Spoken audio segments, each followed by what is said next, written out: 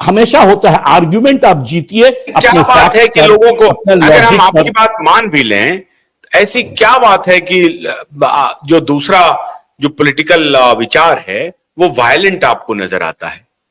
बात क्या है? मैंने तो ये नहीं कहा आशुतोष, मैंने आपको नहीं, मैं मनीष जी से पूछना चाहता हूं कि पहले नहीं था या अब अगर हो रहा है तो ये जो वायलेंस है वो क्यों हो रहा है? नहीं, आशुतोष जी देखिए, जो बात अजीत जी कह रहे हैं बहुत मार्के की बात है कि ये डोमिनेंट संस्कृति यहाँ की ये रही है, इसमें वायलेंस को खराब माना जाता है। अब ये जो पहला बड़ा वायलेंस यहाँ हुआ जिस समय स्टूडेंट्स स्ट्राइक पे थे और कुछ लोग घुस के हॉस्टल से मारपीट लोगों ने की, उस पहले वायलेंस में स्पष्ट रूप से लगा कि ये बाहर के लोग आके इन्होंने मारपीट की और उसमें कुछ अंदर के लोग मिले हुए थे, खास पॉलिटिकल पार्टी के लोग उसमें शामिल थे। तो ये तो लगता है कि इस वायलेंस की संस्कृति का बढ़ावा अभी हाल में ऐसा लगता होने लगा है। अन्यथा यहाँ पर इस बात की बहुत, मैं तो जेएनयू का प्रोडक्ट नहीं हूँ, बल्कि मैं दिल्ली विश्वविद्यालय में था और मैं जेएनयू की खूब आलोचना भी करता हूँ, कई मेरे पॉइंट्स हैं आलोचना करने के जेएनयू की। लेकिन मुझे लगता है कि यदि मैं ईमानदार होकर सोचूं और देखूं तो मैं बहुत आश्चर्यचकित होता हूं कि कैंपस में जिस तरह से माहौल है, जिस तरह से स्टूडेंट्स का अप्रोच है नॉन वायलेंस को लेके, जिस तरह से स्टूडेंट्स काम करते हैं, पढ़ते हैं, जिस तरह से लाइब्रेरी में बैठकर आता था, वो अद्भुत माहौल है। और इसको बिल्ड करने का जो श्रेय है वो निश्चित रूप से वामपंथी छात्र संगठनों को गया है। और बहस का जो लेवल यहाँ पे रहा है वो बहस का लेवल निश्चित रूप से उनकी देन है। अभी जो बहसें हो रही हैं उसमें लेवल बहस का घट जा रहा है। देखिए, जो लोग तर्क में हारने लगते हैं तो वायलेंस में जल्दी उतरने लगते हैं।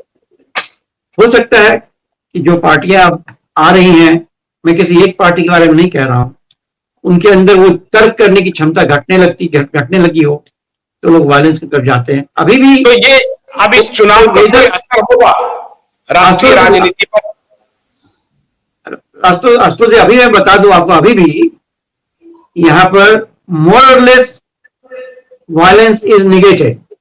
अभी भी ऐसा नहीं है कि बहुत बहुत सारी घटनाएं घट रही हैं। एक आधी घटना घटी है जिसको लेके बहुत लोग चिंतित हैं और सभी पार्टी के लोग चिंतित हैं। सभी कुछ ना कुछ ऐसे एलिमेंट पार्टियों में होते हैं जो चाहते हैं कि वायलेंस करें।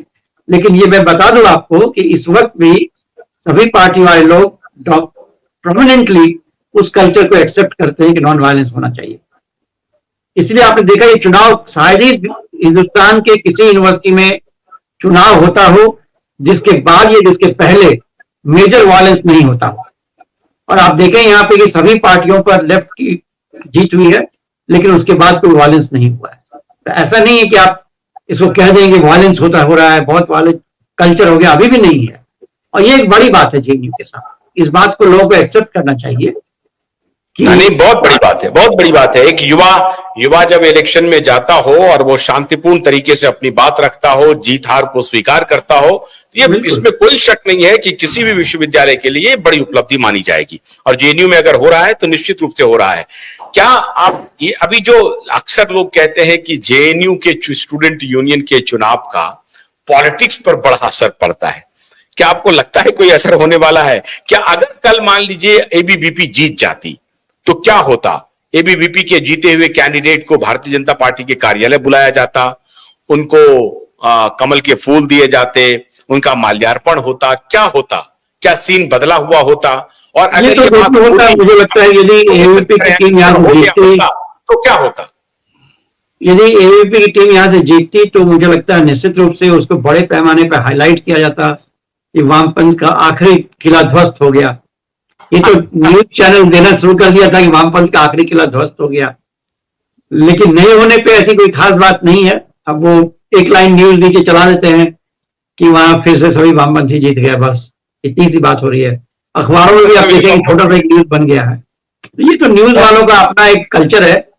लेकिन जहां तक बात है, भोलानाथ के 2-in-1 बैटरी ऑपरेटेड हार्वेस्टर कम ब्रश कटर के साथ ट्रॉली अतिरिक्त लागत पर उपलब्ध है।